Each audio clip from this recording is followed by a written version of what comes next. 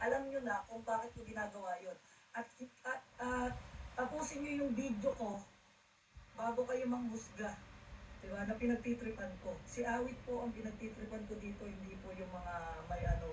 Isa akong komedyante for entertainment lang din yung mga bagay na ginagawa ko. At saka marami din naman vlogger na gumagawa na neto. Diba? Hindi lang din naman ako. At saka kahit naman noon, ginagawa na yung mga ganitong klase ng content eh.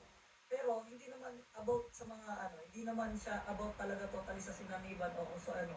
Pero may mga gumagawa ng mga content dati na mga ganito.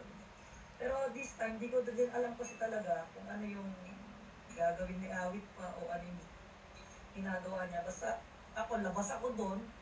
Kung ano, kung ano man yung ano nyo kay Awit, kung nagagalit ba kayo, basta sa akin, inuulit ko for entertainment lang naman lahat ng mga ginagawa kalokohan. First basher ako ni Awit. Pagdating sa kalokohan niya, ako ang unang-unang basher niya kapag